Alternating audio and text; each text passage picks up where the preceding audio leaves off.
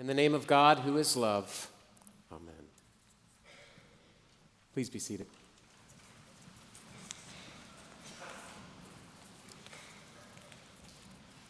Good morning.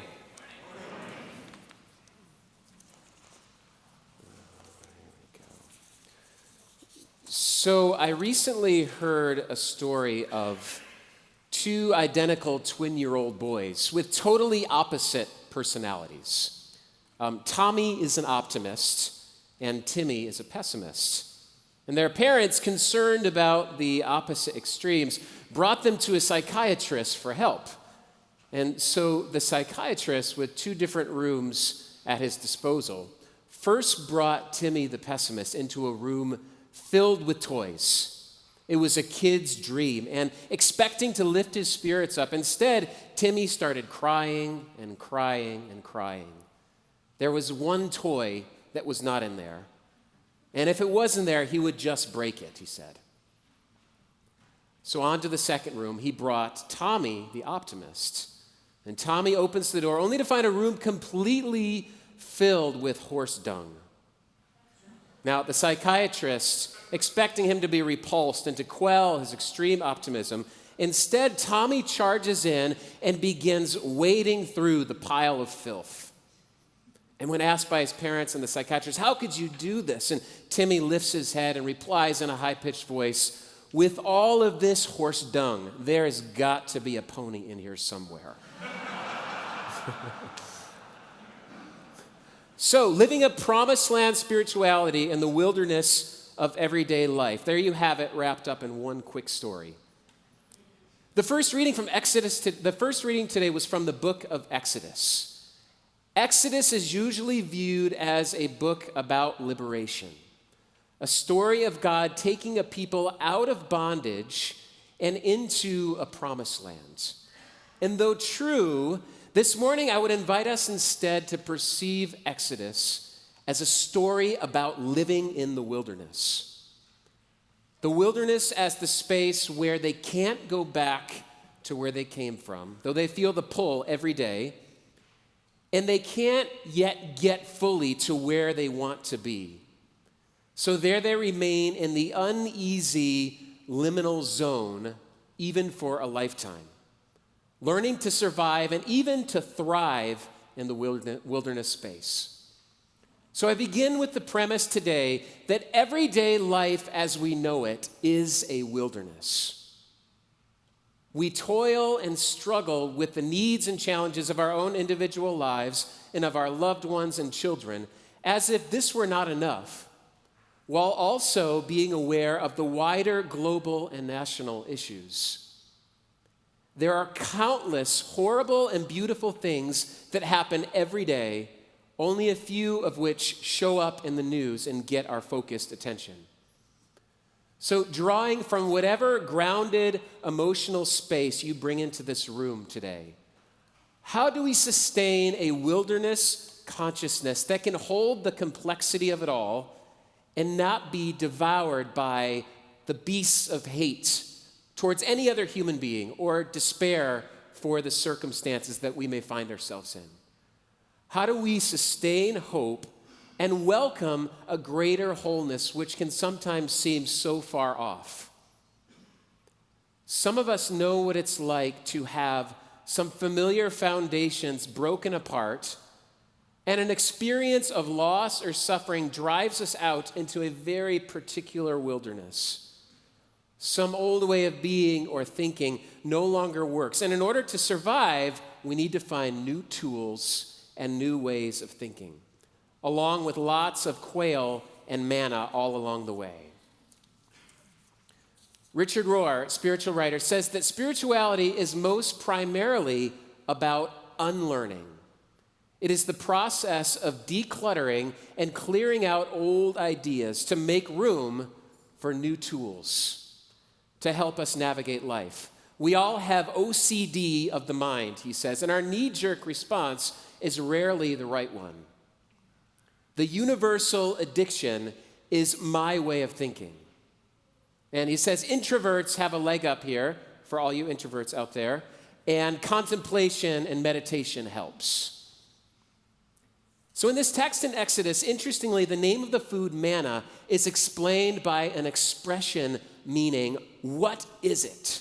What is it? They woke up in the morning after their deep despair. The fog cleared, the dew dried, and they were staring at what would be their sustenance for the next 40 years. And they literally said, what is it? The life-giving source was unrecognizable. It was a new idea. And in this context, the provision of manna is an occasion for teaching them about the Sabbath, or a day of rest. They collected what they needed every day, and on the sixth day, twice as much, so that they were free to rest and enjoy, just for the sake of goodness, beauty, and being alive, even amidst all the challenges they faced. Now, more on the Sabbath later. If I can make up a word today, they were ultimately learning about rhythm of life and enoughness in the wilderness space. Several weeks ago, a professor from Loyola Marymount University, Brian Traynor, came to speak to us in the Rector's Forum, talking about the Pope's encyclical, which he put out recently, and all things regarding our relationship with the earth. And he taught us, or reminded us of many things that we perhaps already know intuitively, that all human beings are interconnected. And our consumption here on this side of the world affects others over there on another side of the world.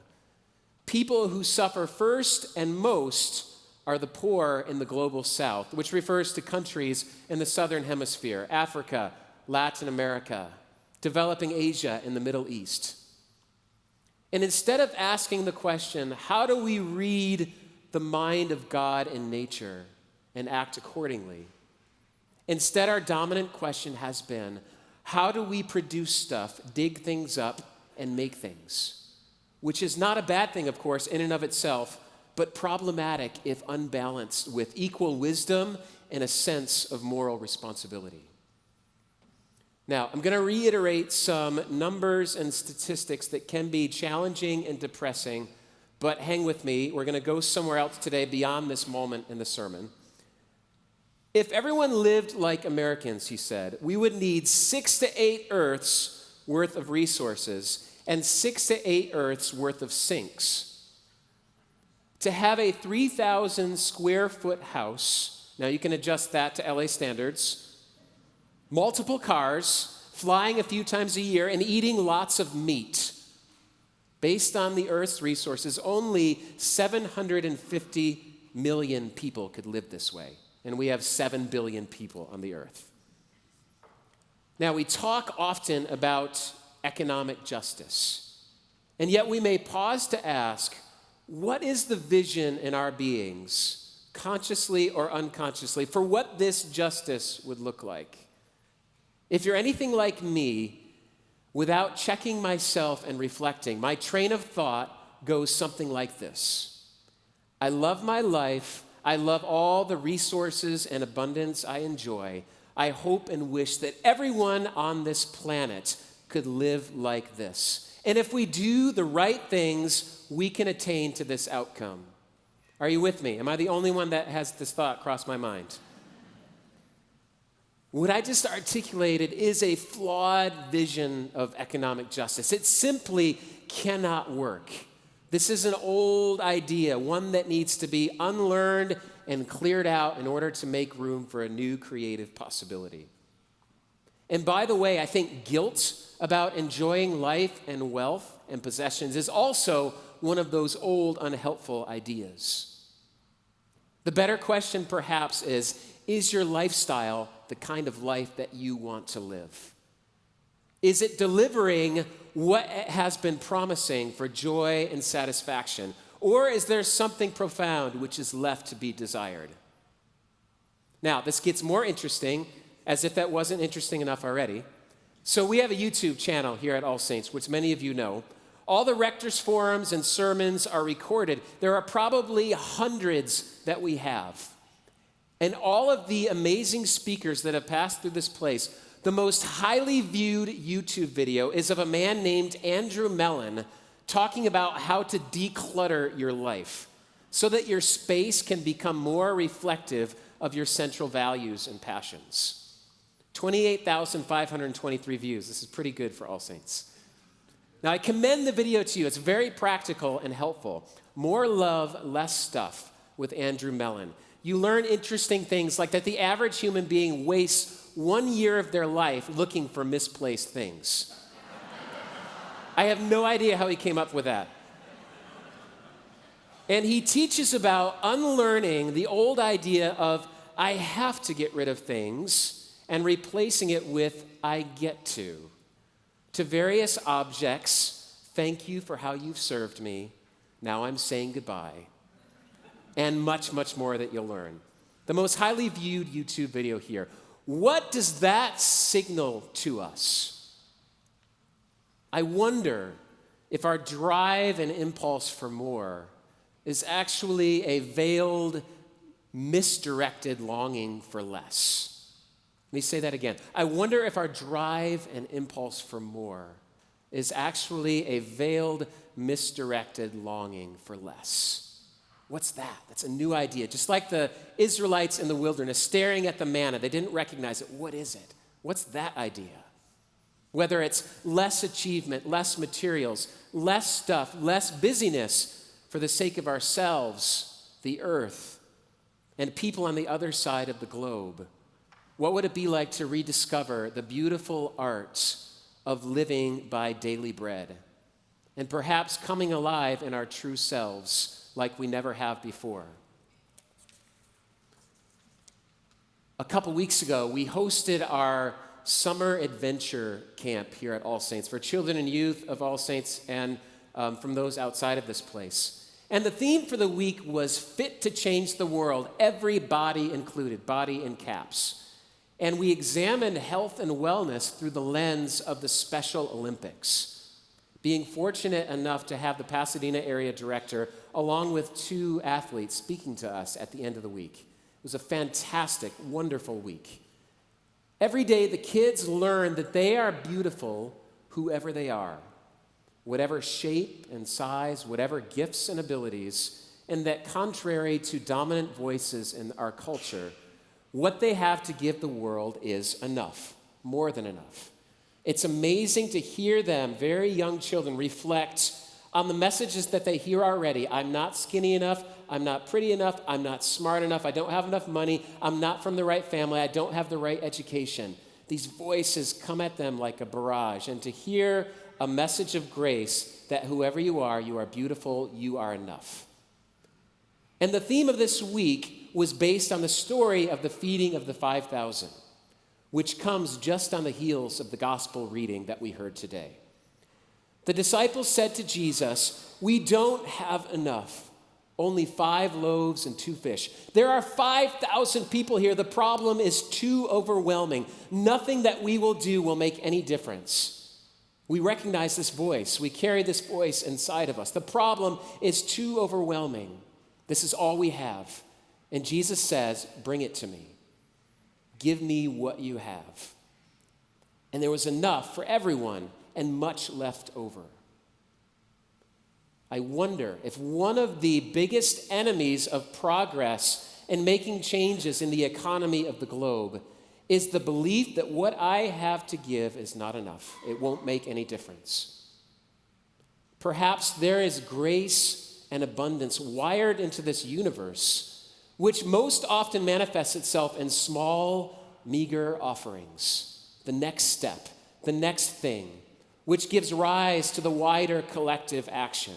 It's enough. It's the only materials from which miracles can proceed and ripple effects can extend far beyond what we will ever see or know.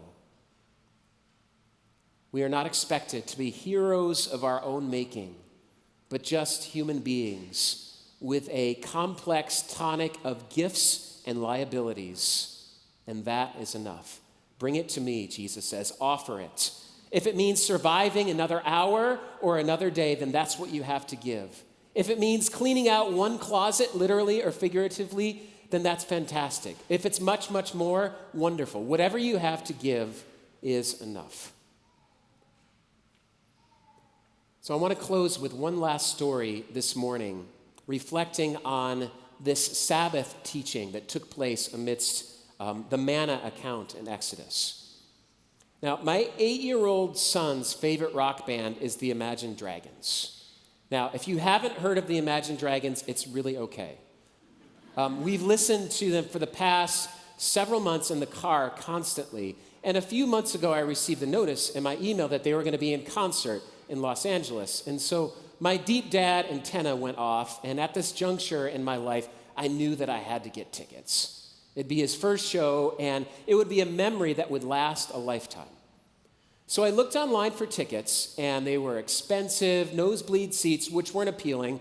I looked on Craigslist, I asked around, I checked back from time to time, and still no success. And I almost gave up, and then it was a month out from the show, and I was on vacation in Michigan, and I received another seemingly random notification in my email box from my credit card company, of all places, an offer to purchase special VIP tickets for the Imagine Dragons concert, which included great seats, a backstage tour, and a meet and greet with the band. Limited availability. Totally random. So I called the number. I took the time. 25 minutes on the phone. Finally, a lovely British woman came on. I expressed my doubt, and she said, now, no negative energy. Let's see what we can do.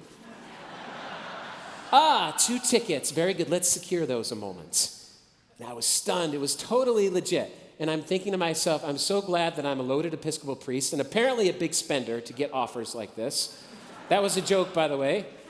I got off the phone totally exhilarated, saying to myself these exact words: wow, the universe is good.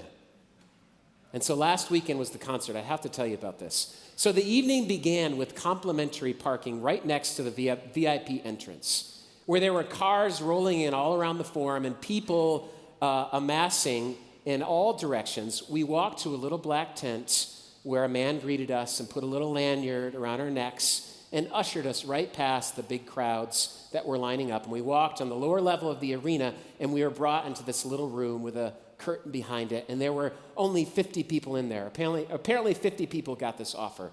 It was a beautiful spread of food and a bar on the other side of the room, and I asked the host, I said, is this all complimentary? And his words were, have at it. That's the words you want to hear, have at it. I'm talking unlimited Shirley Temples. So we were in this room just pinching ourselves, and then we went to the backstage tour, and we ended up right next to the stage, and there were 7 beautiful guitars there, and the technician was getting them ready for the show, and a handwritten set list for the band right in front of us. And as an amateur musician myself, I was salivating and dreaming.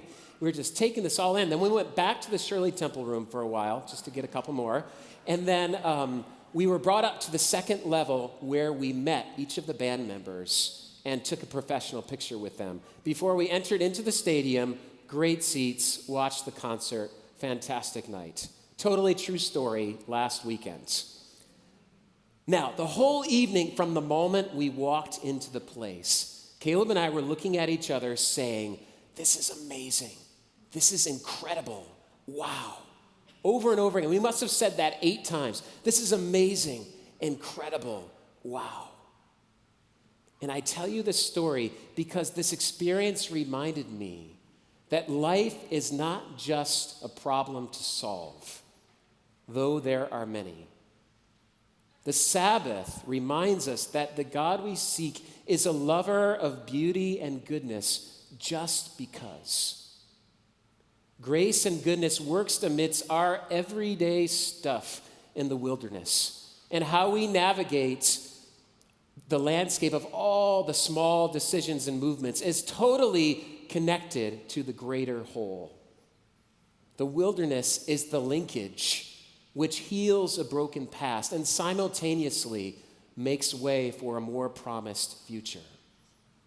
And I wonder if a lens of justice could be us being a part of helping restore the ability of every human being to say, amazing, incredible, wow, in all different socioeconomic circumstances when that ability has been stripped away.